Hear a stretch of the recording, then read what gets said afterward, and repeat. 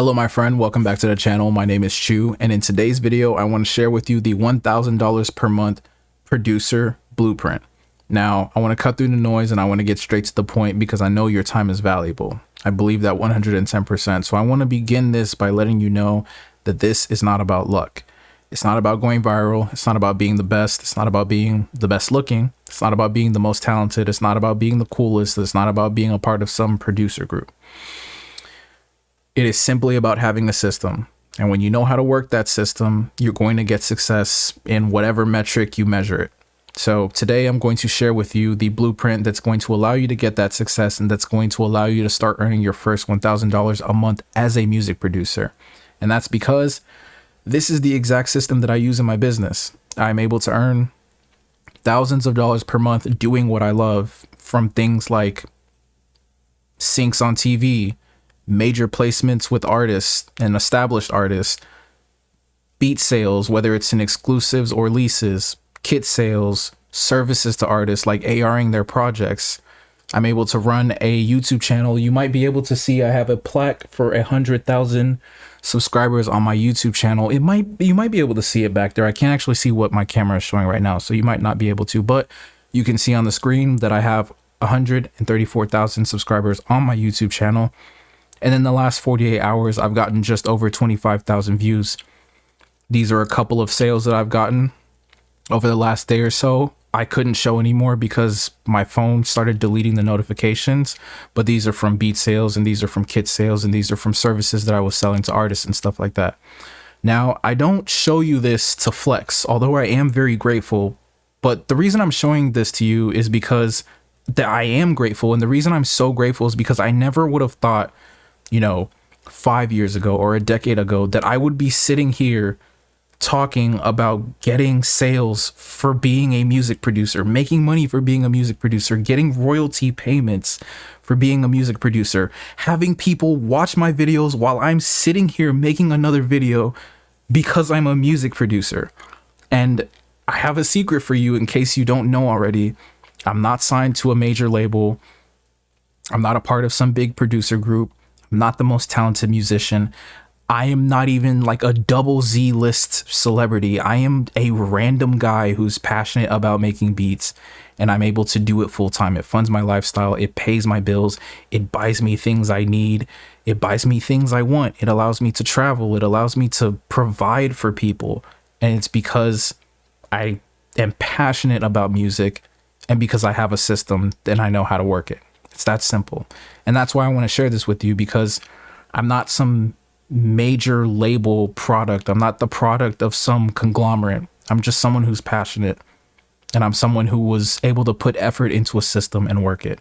And if you can do that, if you're a passionate person, if you're a normal passionate person, then this is the exact system you're looking for, because it's going to work for you. So $1,000 per month is very achievable. Not only is it achievable, it's basically impossible not to achieve if you apply this system correctly. So you've got to stop thinking about the saturation, right? The biggest thing holding producers is not saturation. It's not a lack of skill. It's usually a mindset, and it's related to this whole scarcity mindset, right? There's plenty of room for people to succeed. It's not even like there's plenty of room at the top type of thing, because that would imply that there's like a mountain and there's like a tip at the top of the mountain. And, there's like a small group of people that can meet there, but it's just that, all the space isn't filled up. The top is really a big ass convention center that's empty as hell. It's like imagine like the convention center in your city, right? Whatever it is. For me, it's a George R. Brown Convention Center, right? It's massive. It's massive. Now imagine your convention center, but there's only 10 people there. That's what it is, right? You just need to get in the convention center. And I'm going to tell you something. The tickets are free to get in, bro. The tickets are free to get in. So just walk into the convention center, bro. That's how easy it is to do this shit. But you got to develop the mindset that it's achievable, because if you don't, then you can't. And it's really that fucking simple. Moving on, you have to understand that it is a marathon. It is not a sprint. It's not something that, even if you learn all of this today, which you will learn all of it today, especially if you're taking notes and you're taking it seriously, that does not mean you have done it, right? That does not mean you've applied it. There is a very important factor called time And you will see as we move throughout this lesson that time is very important. Time is very important. If you're not a patient person, stop watching the video right now, because this shit will not work for you. I promise you, bro. And it's not going to be an issue of saturation. It's going to be an issue of impatience. It's going to be an issue of mindset. So if you can commit to the process and you can understand that it's a marathon and not a sprint, the money is going to be there and the money is going to flow directly to you. Now, before we start talking about beats and marketing and business infrastructure, let's just touch very lightly on the subject of mental health. We'll just touch on it very lightly and then we'll move on. Non-negotiable stuff here, bro. If you've got bad mental health, if you've got issues, you want to work on that, right? It'll be worth it in the long run. There's the whole thing about people thinking that musicians don't need to work on mental health, or that somehow bad mental health makes you a better musician. Not true. And there's many people who routinely like speak out against that. James Blake, Jay-Z, Beyonce, Big Sean, Jhené Aiko, Dej Loaf, Kalani. Like I could name them forever. The point being, like, for any artist that you can find that's like a poster boy for bad mental health being good, I will be able to name 20 that are doing the exact opposite and that are signal posts, signposts for the truth that good mental health is going to make you a better creative, no matter what kind of creative you are. It's going to make you a better human being in general. Very important stuff to work on. Now, if it's very bad for you, therapy. Like, just get therapy, bro. It's really important stuff. If it's not so bad, but you want to get better at it, things like meditation can help. Now, if you don't want to be like our sister over here, she's really in her bag with it too. You don't have to be. I meditate every day, and I meditate for a long ass time. I meditate for like 45 minutes every day. So, but you don't have to do that. And honestly, I don't recommend doing that really, unless it's something you really want to do. If you do want to meditate, like starting off with like 10 minutes, 5 minutes, totally okay. I actually started off really small, and I eventually got to the point where like 45 minutes is light shit for me, honestly. But also, you could try going for walks with your phone on airplane mode and just looking at the nature, or just letting your thoughts circulate in your mind without like the stimulus of other people, or without the stimulus of like your devices and stuff like that. Don't be a cyborg for like 10 or 15 minutes. That's basically the whole concept of meditation. And if you can do that, it's going to be very healthy for you over time. Exercise, and I should have included good diet, are very valuable for just having your body be able to perform at a higher level, because the more efficiently and proficiently your body can perform, the more shit you're going to get done. And that's kind of just like a no-brainer, right? And then things like journaling are really good for focusing and kind of metacognition, which is like thinking what you think about. And stuff like therapy and meditation also help with that as well. But it's a very powerful thing, because when you're able to observe your thinking, especially objectively, it really is the soil from which good emotional and mental health grows from. So not only is journaling good for that, but it's also just super helpful for like to-do lists, scheduling, calendars, and things of that nature. Writing your goals down and being able to see them. It's something I do a lot as well too. It's very, very valuable. If you want to start making progress with this in terms of like your mental health, give yourself about a week, 2 weeks. That's really all you need to start seeing like really good results with it. And then I promise you'll be in a much better space to actually apply all of the stuff that we're going to be talking about. But if you want to skip it, you can. I'm not in the business of telling grown men what to do. I know most of my audience it's 100% men. Basically, there's like one woman for every like 2,000 guys or something like that. So it's mostly men. I'm not in the business of telling grown men what to do. You can do whatever you want. But as one homie to another, you deserve to pay attention to your mental health for at least a little bit. But hey, do whatever you want. But I will say, if you have a good state of mental health, it's going to make this mindset shift a lot easier. And the mindset shift is understanding that we're not here to chase the outcomes, right? So money, views, placements, syncs, clouts, fame, and things of that nature, right?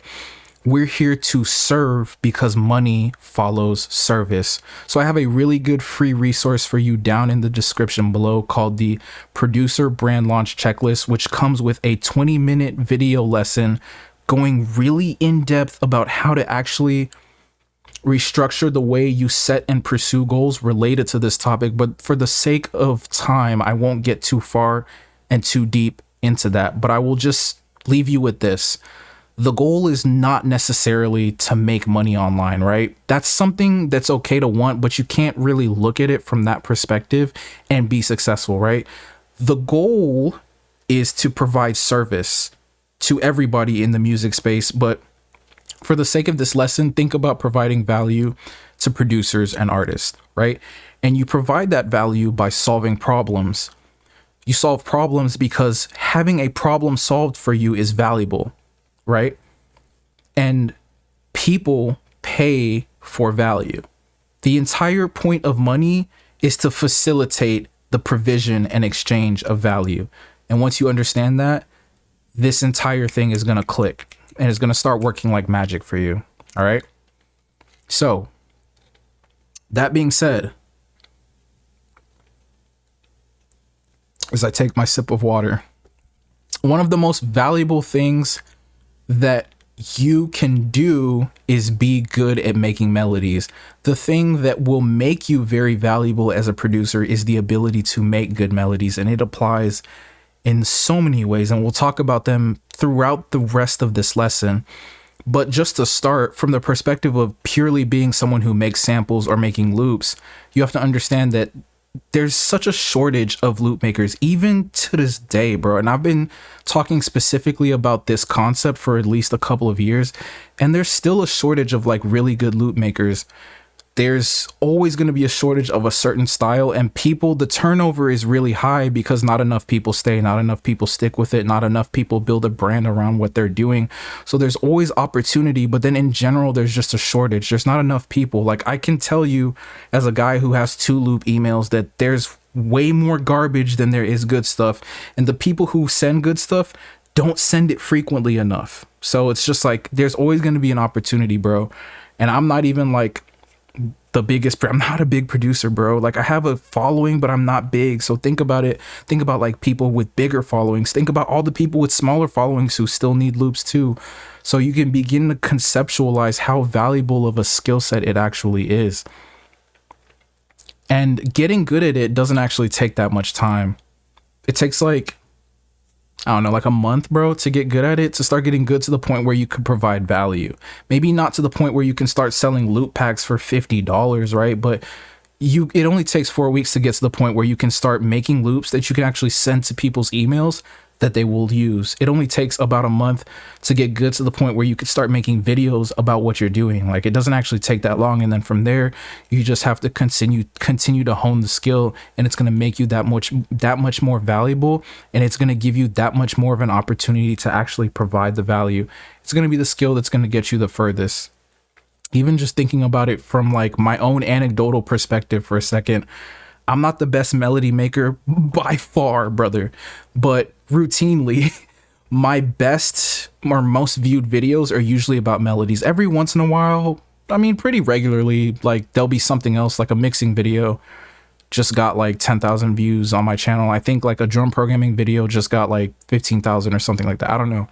But like the things that get consistently the most views are always stuff about melodies, because that has the highest search traffic. And we could do a video on this channel one day about like keyword terms and like how to do search optimization for your tutorial, so that we could really get into how that is and why that is. But that would be a topic for a completely different day. But for now, the only thing to understand is that that is something that people are very interested in. And that's demonstrated through my channel. So there's that as well. But also, like, for example, most of my sync placements that I actually have on television come from me making the melody and then sending it to someone who's more connected with a specific library. And then they're doing the engineering and they're doing the drum programming. And then that's how we end up getting the placement. So I'm literally providing value for them, and then I get paid for the value, and then the other person gets paid for the value. So it's like, there's so many different ways that just makes you valuable, and it gives you the opportunity to provide value. And again, not the best by a long shot. Like, you could easily get better than me at making melodies, bro. It's really not that hard. It's just something you have to put your intention towards and then give effort into actually getting better. So how you actually get better is by learning how to make melodies, right? Now, there's like a really bad epidemic in the music producer space online of niggas being stuck in tutorial hell, and it's real tragic. It's real tragic. So I'm not going to read you these thread posts because we don't have time for all that. But the main thesis that's throughout all of this is that simply consuming the content is not learning. And that's the problem, is that people just consume the content and then they think they learn.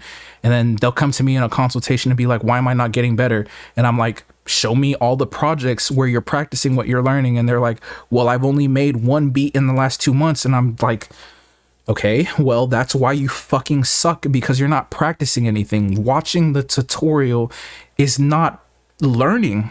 That's content consumption, right? You have to take the shit and go practice. For the love of God, if there is a doctor out there who's only read the books and never practiced on a cadaver, never practiced under like the supervision of an established tenured surgeon, do not touch me. Just let me die. You know what I'm saying? Like, don't let my first lawyer in like a case be a nigga who's only read the books. He might know how to recite the books cover to cover, but he's never practiced nothing. Bro, send me to jail or sue me. Like, let me lose the suit. Like, I don't care, bro. I'm gonna lose anyway. That nigga doesn't know what he's doing because he didn't put it into practice. It doesn't matter how many melody tutorials you watch until you open up the DAW and start putting those MIDI in. It doesn't matter how many chord videos you watch until you start using your keyboard and actually practicing what you're watching. It doesn't matter how many mixing. I could do it forever, right, bro? It doesn't matter how many mixing concept videos you watch if you don't mix every beat you make, right? If you're not practicing the shit you're learning, you're never going to get better. So if you want to get better at melodies, there's 2 parts to it.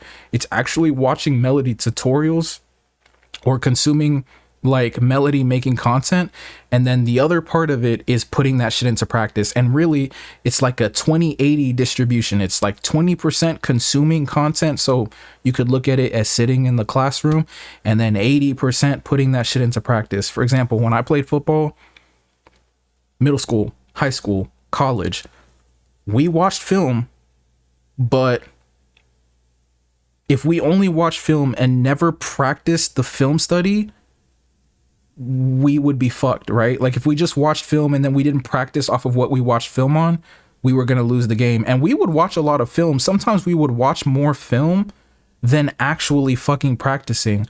But if you don't also practice, that film is for nothing, bro. You have to actually practice the concepts that you're watching in film. You have to practice the concepts you're studying. So I've kind of like beat a dead horse with this, but hopefully you understand that, like, especially if you're one of those people who's been stuck in tutorial hell, the solution is very simple. Start practicing the shit that you're actually learning, right? We'll leave it at that. Let me know if you guys want a video on like practicing and learning. I got you. That's kind of what I want this channel to be about moving forward. I mean, I'm gonna talk about whatever I want, but this is just what I want to talk about right now.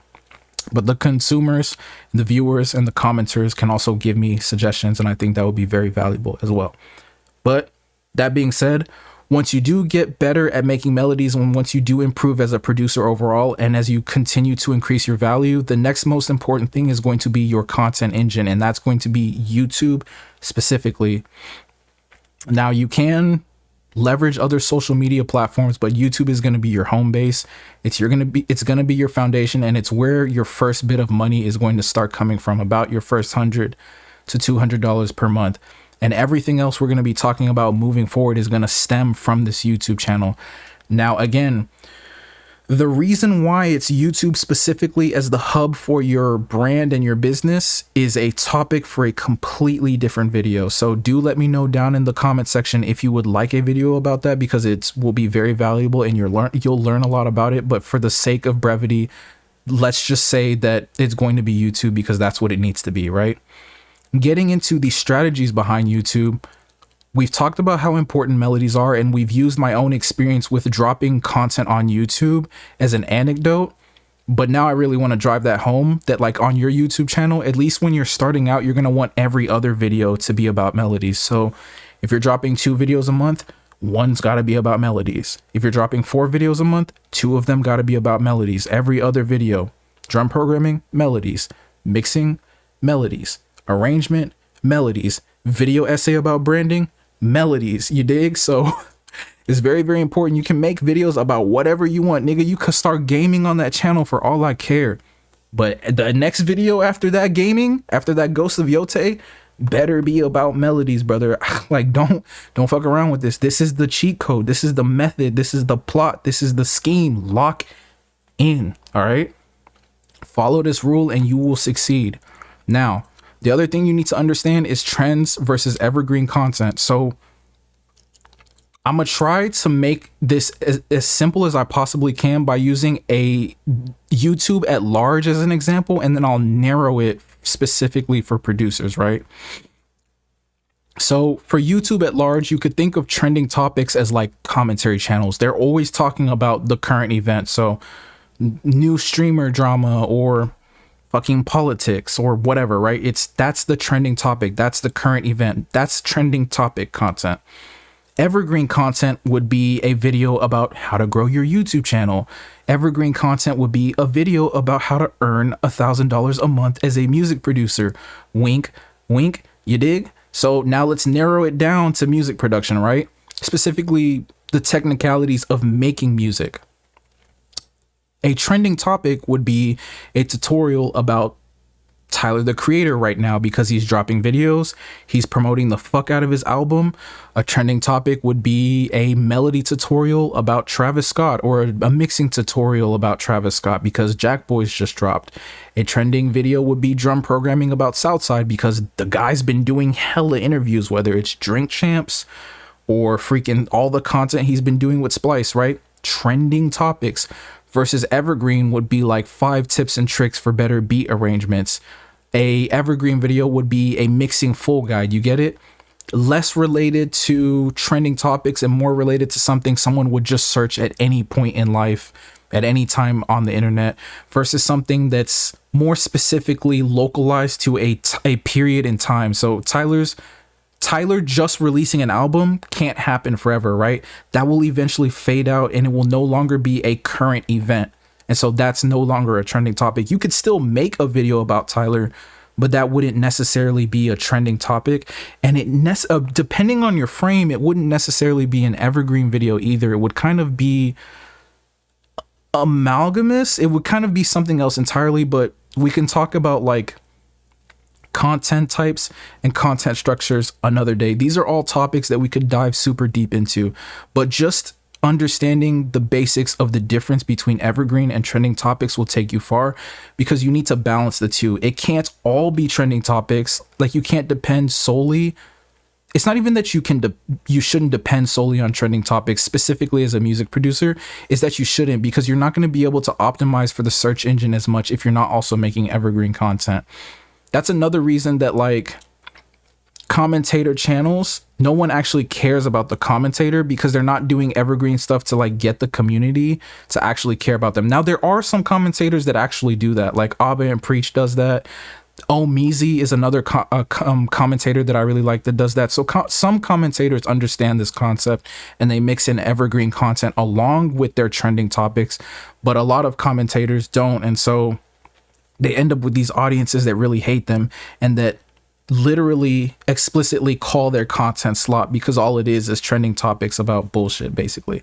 And you don't want to be that. You don't want to be the producer version of that, right? You want to talk about trending topics and you want to be all over the trending topics, but you also want to provide that value by talking about evergreen topics. And your evergreen topic could be a melody video, but it doesn't necessarily have to be a melody video. The same way your trending topic could be a melody video, but it doesn't necessarily have to be. So you could do, for example, a trending topic could be, that's melodies, could be how to make melodies like Tyler, the Creator, because Tyler, the Creator is trending right now. But if you wanted to do an evergreen melody video, you could do a melody making full guide. You could do 10 tips I've learned about melody making this year that will transform your music production. Evergreen, right? So understanding the difference and then balancing them in your content release strategy is pivotal. And then a uber secret cheat code that a lot of people don't understand because they're too focused on selling shit up front is to use free kits, bro. Now, You can just drop the free kits as like videos on your channel. Like I'm sure you've seen those, like people will drop the free drum kit and they'll like do demo beats and there'll be a download link in the description. Very powerful. And honestly, I do recommend doing that right at the beginning of starting your channel, because that's going to rank super high in your channel as well. So like doing that for loot packs and doing that for drum kits. But there's going to be another strategy as well that we're going to talk about in this video in just a little bit, that's going to help you really like explode that strategy to the next level. But for now, the whole idea is that you want to provide the value, right? Don't just like think about sales right off the rip. Remember what we talked about. Value provision is how the money is going to flow towards you. So if you can provide a lot of value up front, get people to really trust you, and not trick them into trust you or not manipulate them into trusting you, but actually they trust you because you're there to provide value to them. That's going to pay off so much in the long run, bro. It's going to be the way that more and more new people find you, whether it's through the algorithm because people are just fucking with your content more, they're watching longer, they're returning to watch because you've provided that value, but also word of mouth. Like people are going to be like, bro, have you heard of this new producer? Have you heard of this producer? You might not even be new at that point, but because you're not the biggest producer, because we're like 90% of us are not the biggest producer, you're always going to be someone's secret that they could share with someone else. So if you've got that dope vibe and if you provided value to people, you're going to get those word of mouth recommendations as well. And one of the best ways to do that, two of the best ways that we've talked about here, is providing that value through really good evergreen and trending content, but then also providing that value through free products that you demonstrate in your video and then give out for free in the description of your video. So really important stuff, really valuable things to take advantage of if you actually want to grow a fan base that fucks with you, helps you scale and network, and then helps you sell products through that scale and through that network. So now the way you actually win on YouTube is with depth of that strategy. Now, the holy grail is to upload 2 videos a week, but I do not recommend starting there at all, actually, because that's fucking difficult. And I do not mean 2 YouTube shorts. When I'm saying upload on YouTube, I am not talking about YouTube shorts, and I probably should have said that earlier, honestly, because there's some nigga that clicked off already thinking, oh, I'm just going to make YouTube shorts. This is going to be super easy. No, brother, slow down. What I mean is long form. And again, we would need that deeper video for me to explain why it has to be long form. So let me know and I will make that video, y'all. I promise you I will. If a couple people let me know, I'll make that video, because it might be something that you really need to understand so it could drive it home. And then I'll also talk about how to actually take advantage of long form, and I might even give you some tips and tricks of how to actually write that shit, like so that people can engage with it on a deeper level. But I'm talking about long form specifically, right? So if you need to start with just 1 long form video a month, just be humble about it and say I can only make 1, whether it's your skill or whether it's that you don't have enough time, right? Whatever it is, if you could only start with 1, start with 1. If it's got to be 1 every 2 months, hey, you got to start somewhere. But the key is that consistency. So if you're going to do 1 a month, it's got to be 1 a month. If you're going to do 1 every other month, then make sure you drop 6 videos in the year, separated 2 months apart. If it's going to be 2 videos a month, make sure it's 2 videos a month. And that consistency is key. And the other thing I would say pertaining to that is that since I did just talk about YouTube Shorts a little bit, still a very important thing to leverage, and I would need to talk about it in a different video, how to do it and why it's an important thing to still leverage, even though the focus should be long form content. But I'll just leave you with this. For every long form video you make 2 shorts. And it's best if the shorts are derivative concepts of whatever you were talking about in your long form content. It makes it easier. It helps keep everything focused, and it's the best way to get more views. It would take a different video to explain why that is, but just trust me, that's the strategy. Moving on from that, do not count yourself out if you don't have the best camera, if you don't have the best studio setup, or if you don't have the best editing, because that shit does not matter. There's always going to be a goofy every once in a while. Like, for example, my editing style on my tutorials on my main channel, the editing kind of it's in depth. Like, I'm actually like pretty good at editing, I'm not gonna lie. And sometimes I'll get a comment that's like, oh bro, your editing is crazy. But that's not why I'm editing like that. I'm not editing to impress people with my editing. I'm editing because that's how I deliver the content.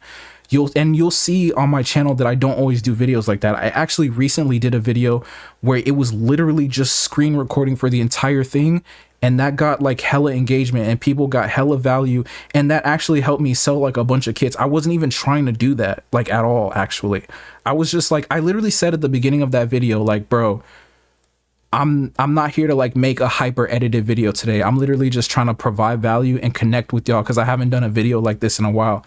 It went off and it helped me sell like a bunch of kits, and someone bought the freaking beat from that. A couple people actually bought the beat from that. Someone was damn near asking for the exclusive, but I was like, no, because I'm gonna put it on a beat album that I'm gonna sync later, so I couldn't sell him the exclusive. So he just bought the most expensive lease with the maxed out contract, so he wouldn't have to renew for 10 years type shit. That's a video that was just a fucking screen recording, right? So it doesn't have to be perfect. You don't have to be the most well-spoken. You don't have to look the best. You don't have to have a fucking studio. You don't even have to show your face if you don't want to, bro. The key is the value and your personality. Like, that's what people are going to fuck with the most. And then your consistency, right? You don't want to make a good video once and then people fuck with it and then you disappear, right? So it's like consistency and then the value that you're providing, because that's going to help you actually start making that money. Not only is that going to make people fuck with you because you're providing value, which is then going to get them to download your free products and eventually fuck with your paid products, whether that's beats or kits, but also the more people that watch and the longer they watch and the more stuff they watch, the closer you get to monetization, full monetization, right? Because they have the partial monetization now where you get 3,000, it's like 3,000 watch hours and 500 subscribers, but you don't get any AdSense for that. All you get is access to channel memberships and super chat, but you get access to AdSense when you have 1,000 subs and 4,000 watch hours. And that's what you want, because then at that point, you are literally getting paid for just making beats, nigga, and posting videos about it. Like, it's like going Super Saiyan, bro. It's literally like going Super Saiyan. You wanna do that shit, bro. You wanna do that shit. Trust me, and it's worth it, and it's doable if you just follow the method that we've talked about so far. Now, once you start to leverage YouTube, the next important thing is to stack on top of your empire and continue to build it, continue to build that infrastructure. And the next most important thing about your infrastructure is going to be your email list. And this is where you're going to be able to start getting that extra $200 to $400 per month. Now, the most important thing to take away from email lists is, well, there's a lot of important things to take away. For one, people don't understand it. A lot of people say people don't check email anymore, which is stupid. You have an email app on your phone right now. From the phone you are watching this on, you have an email app on there. If you're watching this on a laptop, I promise you that you have login information saved from at least one email website, whether it's Gmail or you're on a MacBook and it's literally the Mail app, or it's Yahoo Mail or Proton Mail if you're like a psychopath. But like whatever it is, I'm kidding. But like whatever it is, you have credentials saved on an email right now. If you're not on a phone with an app that's literally already logged in, you have credentials saved on your laptop somewhere. So that's bullshit, right? Everybody uses email. It's just that the people who want to grow a business with email, usually the people who complain about it don't know how to use it correctly. Because I can speak from experience that I make money from email. I have colleagues, I'm not going to name them, but they make bank from just email. Not even talking about their YouTube content, not even talking about other shit, not even talking about social media. Just in the way they leverage email. So it's not that there's no money in it. It's not that people don't spend on email. It's not that people don't check email, because all of that is bullshit. It's just that people don't know how to use it correctly, and we can fix that. We're going to fix that. So that's one important thing to understand, is that there's a lot of false beliefs and limiting understandings about email. But also, the real important thing that I wanted to talk about is that the awesome thing is that you own your email list. It's like an algorithm that you own that never changes, right? Not only do you not own YouTube, they can change the fucking algorithm on you whenever they want, and the shit be tragic, right? But if you've built an email list, YouTube could fucking delete your account. But if you've built a strong email list, you still have a business. Then you can leverage that into whatever other social media you want to start growing. You could grow a TikTok off of that, and then you could feed the TikTok back into your email list. You could grow an Instagram Reels, feed that shit back into the email list, and then it becomes this like infinite feedback loop. But the key thing is understanding how valuable it is and then leveraging it correctly. So far we've talked about the actual value. Now let's talk about leveraging it correctly. Pretty simple stuff here. Give away free beats and free kits to get contact information. Value exchange, right? Except this time you're not getting money, you're getting contact information so that you can provide more value for money later, right? You can use any email service provider. I think MailChimp is pretty much the only one that has integrations with like all the beat selling websites. So it is what it is. But like, I found a way to make it work with my email service provider, which is Kajabi, but you don't need to worry about that right now. We can talk about that in another video. And you can also use any beat store you want. I'll provide a playlist down below of why I use TrackTrain right now. I used to use BeatStars.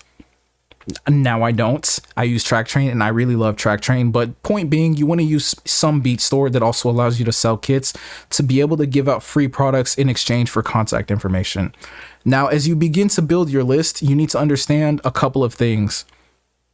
For one, don't be afraid to build a list of producers, and don't limit yourself by saying that producers don't want to fuck with producers or that producers don't want to buy from producers. Producers buy from producers, bro. Like, that's the entire economy of producers. The people who run the companies are producers. The people who make the sound kits are producers. The people who are making the content that you watch to learn how to be a better producer are producers, and you buy their products and they buy products from other people. They collab with each other. We all buy stuff from each other. It's an entire like sub ecosystem of commerce, bro. So you have to understand that. And then you have to understand that you're allowed to participate. Not only are you allowed to, we want you to participate. We welcome you to participate. We need you to participate. You have something to give that none of us has given yet. So you've got to really like change your mindset and understand that you belong here. And we need you here, but we need you to know that we need you here. Otherwise, you're not going to give us the shit that we need. And we can't get that value from you, and we need the value, bro. We don't just want bullshit, but we want you to serve. You know what I'm saying? We want your value. We want your free value. We want your content. We want your products. We want your paid stuff. We want all of it. But you got to have that mindset to actually make it something that's going to be worth our time, worth our attention, and worth our money. Very important stuff to understand. And the key with all of that is that they just have to fuck with your sound. And that goes back to actually practicing, getting good, learning, continuing to iterate on your learning, and then making content that people fuck with, which is based on like the actual value you're providing, and then like just your vibe and your personality and stuff like that. And again, personality doesn't mean trying to be cool. It's literally just you being yourself. So part of it is getting confident in your own, like confident and comfortable in your own skin. And then another part of it is learning how to like put that like into content format, but topic for another day, right?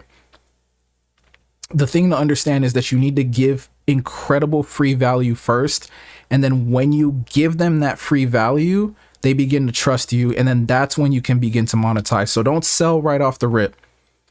Don't sell right off the rip. I would wait. I would strongly recommend waiting. If you paid me the $120 for a 1-hour consultation, which is what it cost, I would tell you this. So I'll give you the information for free. You don't even have to pay me. I got you, right? Do not charge any money on your list whatsoever until you have at least 200 people on your list. Because at that point, you have just such a strong proof of concept that you're doing something right, that you can begin to be like, okay, I can sell shit to these people because I've built something that is clearly valuable. There wouldn't be 200 fucking people here unless I was able to do something valuable. Then you can begin to sell products. And a good rule of thumb for email marketing is that you're going to be able to make $1 per subscriber per month on your list when you actually use it correctly. It differs. Like, for example, for me, like on my artist list, it's close. It's like above $1. It's usually like $1.50 per lead per month, right? But on my producer list, it varies a little bit more. On my artist list, it's very consistent. But on my producer list, it's like 66 cents to like $1.10 per lead per month. And it varies, right? It like, sometimes it's a little bit lower, sometimes it's a little bit higher. So I would say the average is like maybe consistently like 80 something cents per lead per month. But it's like, you're making money as long as you're getting those leads, and as long as there's constant leads, and as long as you're doing it correctly, which is like providing value to the people who are on your list and staying in contact with them. Don't just let your list rot. Don't just let it sit there, and don't only hit them up for promotions and shit like that. So hang on, I want to go back and make sure I covered everything here, because this is like one of the most important slides that we're going to cover today. So yeah, Start selling when you get to 200. Rule of thumb, $1 per month per subscriber. Free value at first, and continue to provide that value even after you begin to sell. The ratio should be always more value to your promotions, right? We'll talk about email marketing in another video if you guys would like, but the key is to always be providing that value. Always be providing that value. Now, once you've built a brand, you've built skill, right? That's valuable. You've built a following and infrastructure on YouTube, and you've built on top of that infrastructure with a list that you actually own, right? So now you have people that really trust you. This is getting into the realm of building an audience and building a brand. This is where you get into being able to leverage all of this power that you've built up so far. And this is where the sponsorships come in. And this is where your next, bro, anywhere from $400 to $4,000 a month realistically could come from. It could be, I've seen some goofy deals. I've gotten some goofy deals. You know what I'm saying? It gets goofy, bro. It does. I'm sorry. That was corny, but it does get goofy, bro. It gets funny for real. But it all depends on how you're leveraging everything, and then how you actually approach your opportunity to be sponsored. And that's what we're about to talk about next. But once you've actually built this audience and once you've built this brand, this is something that people are going to want a part of, right? So the key to landing sponsorships is to, first of all, wait until your value is at a certain point. Now, I would say that the certain point is that you have at least those 200 people on your list, and then you have a monetized channel, because that's going to give you like pure leverage that you could literally throw back at them, right?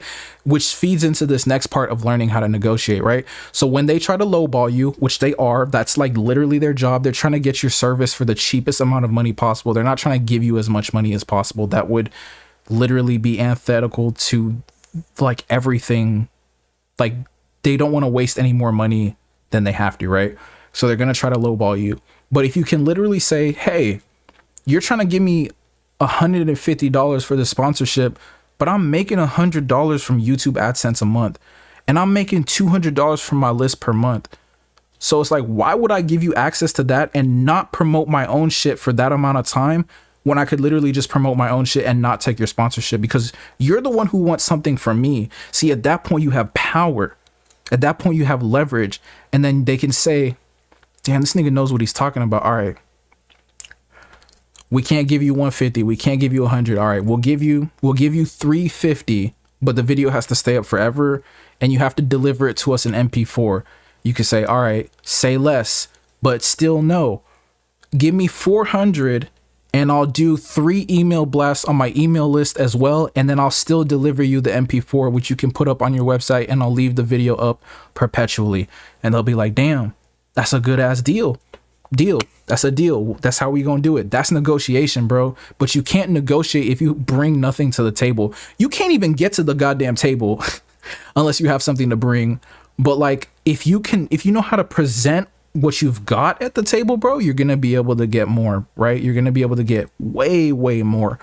And the whole scenario that I just gave you is like basically the concept of creating promotion bundles, which drastically allows you, which gives you the opportunity to drastically increase how much leverage you have in those negotiations, which can increase the amount of money that you can get and increase the amount of deals that you do, which is going to increase the amount of money that you can get. The key behind all of this, though, is not to accept pennies, right? Pennies is, okay, you're getting 100 in ad rev, and then you're getting 200 off your list, maybe another 100 off your products, and then someone comes and they're like, all right, we're gonna promote this product that we know we're gonna make like $500 to $1,000 off your audience from, but we're only gonna give you $50. Like, what is that shit? No, they need to pay you more for the ad space, right? You need to understand that, bro. You need to get that your audience has value. That shit is literally worth money at this point. You got good at the shit.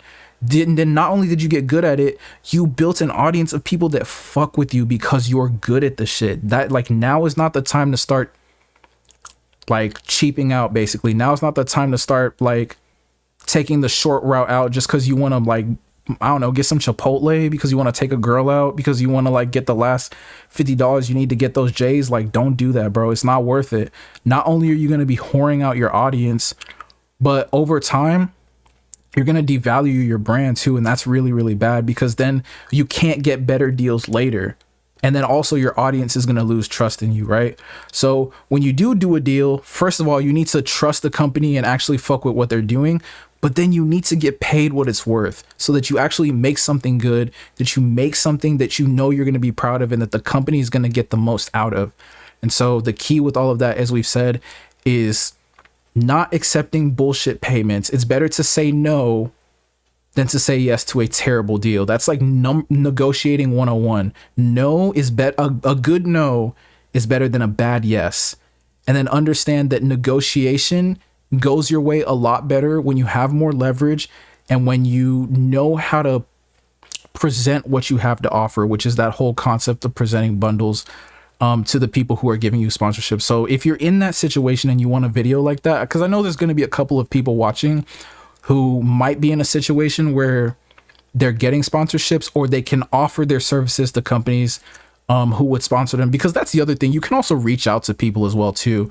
I used to do that. I do it a lot less now because I don't actually like doing sponsorships that much anymore, but it's something you can do. They don't always have to reach out to you. You can actually reach out to them if you have leverage, right? If you have stuff like this, people will pay you. And then from there, it's just about negotiating and about deal making so that both parties get what they want out of it. And so that so that overall, and most importantly, the consumer is not fucked over in that deal as well. So that's a very important thing to keep in mind. So as all of this begins to come together, what's going to begin to happen is a lot of passive shit is going to start happening, right? Especially if you've got your link tree, if you do that, or whatever your link in bio link is, right? Where you have like your website or your multiple links present. If you have that set up on your other profiles, and if you have your descriptions well put together on YouTube, you're going to notice that you're going to be getting a lot of passive beat sales. You're going to be getting a lot of passive kit sales, even though you're not explicitly promoting like that specific kit in the video. You're going to be able to, like, if you have merch or services, you're going to see people just start purchasing those things without you needing to explicitly promote them. And that's just due to like sheer like traffic. So you're like indirectly kind of like implicitly leveraging your audience, but then there's opportunities to explicitly leverage your audience, right? First of all, you can leverage everything you're doing to build a beach channel. So instead of starting it from scratch, you can actually funnel people from your list like to your new beach channel, right? Because I don't recommend doing those things on the same channel. And then you can funnel people from your YouTube to your beach channel as well. Now, a lot of people will say, well, why would I have producers on my beach channel? And that's true. The producers are not going to buy the beats, but they'll watch, and that'll give you more impressions, which will push it out to the artists who will buy beats. I can tell you from experience that works. Like, it works, bro. It's a very successful thing to do. I actually literally monetized this channel by doing that. This used to be a beach channel. And I've privated all the beats at this point, but it got monetized from being a beach channel, and it was getting a lot of sales. And the only reason that was possible was because I funneled people from my well, that's not the only reason it was possible. I was just posting good beats too, so it would have happened eventually anyway, probably. But it was a lot easier because I just asked people on my email list to fucking subscribe and watch the videos, and they fucked with it. And then it got monetized. And then I was not only getting paid to post the beats, but people were buying them because that traffic from producers helps push it out into the algorithm to the artists who will buy the beats. So it's like, I don't know, bro. If you could leverage it, it's like an unfair advantage. Like, if you have it, why not, right? Like, the producers are not going to buy the beats, no, but it's going to push the channel out to people who will buy the beats, to people who will subscribe because they want to buy the beats later type shit. And then at the very least, if the producers are actually listening to the beats, that's going to help you get the channel monetized eventually, possibly. So even if you never get sales, bro, you're still getting paid to post beats. So like, I don't see how that's not a win-win. But that's a little tangential based off of what we're talking about, right? So that's one way to leverage your audience, right? But you could also leverage by doing sales on your email list for kits. You could also leverage by spending a month designing a specific kit product or kit bundle or music production suite, and then putting that in a couple of videos during the month. So let's say you did 4 videos every month, and then you spent like a couple of months just working on this really dope like kit bundle. You could spend a couple videos for that specific month just literally promoting your kit bundle. Now you still want to like do maybe make the video like evergreen or trending, right? Build it around an evergreen topic or build it around a trending topic, but use it to promote your shit. That's a good way to leverage your audience. And it's especially kosher when you've actually built an audience that not only fucks with you but trust you, and you've gotten good at building, like creating valuable content for those people. So that's where it really starts to come together, and that's where you're going to be able to close the gap to that last $1,000 per month from your music production brand. And that shit is like really not that complicated. It's not that hard at all, especially if you're following the game plan that we've laid out today. So to recap the game plan, right? Mindset, mental health, important stuff, blah, blah, blah. Serve, do not chase. Value follows money. Don't chase the money, chase the value. Skills, get good at shit in general, but especially get good at making loops. Platform is very important. Infrastructure, foundational infrastructure, YouTube channel. Secondary infrastructure is your email list. That's the most powerful asset you have. That's not just you, the person, or the actual products you're making. Very, very important. Very slept on. A lot of people, this is where they fold. Don't fold there. And then from there, monetize. Get your channel monetized. Put effort into actually providing value consistently on your YouTube channel and building trust with those people. You're going to get paid for every video you make, which basically just means you're getting paid to make beats at that point, right? Sponsors are going to start fucking with you, and you're going to get sales through being able to leverage your audience ethically, right? So it's a system like we talked about at the beginning. Trust the process, right? And this shit is going to work for you, I promise. So if you got value from this, I'm glad. Honestly, hit the like button if you liked it. Subscribe if you want more stuff like this. I know I said like a million times throughout this video, let me know if you want such and such video. I don't even remember what all I said that for. I think I was like how to do long form content, email marketing, a couple of other like why long form is important, blah, blah, blah. If you want any of those videos, if you just want more videos like this in general, please do let me know. If you made it all the way through, let me say, if you made it all the way through, bro, I did this on a video on my main channel. Comment a lightning bolt emoji. I want to see some shit. Don't even say nothing else about it. Just lightning bolt emoji. Still comment the other thing you were going to comment in another comment, but literally just one comment, just let it be a lightning bolt emoji. I want to see some shit. I want to see some shit for real. But other than that, I think I mentioned this in this video already. If I didn't, another important thing is I have a free resource down in the description below.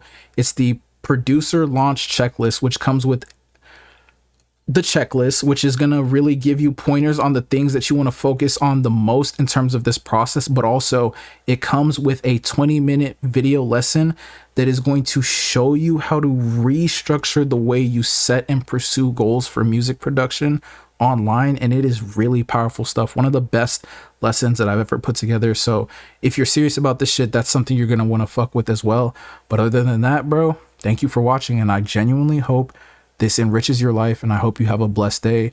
It's like freaking midnight as I'm recording this. It's literally the day before Labor Day, and I felt like recording this, so I just got up and started recording it. But I really hope you have a good one. I hope you have a blessed Labor Day, and I hope the rest of Q3 is successful for you. I hope September is successful for you, and I hope you crush it in Q4 with this information. So I'll see you in the next one. Peace.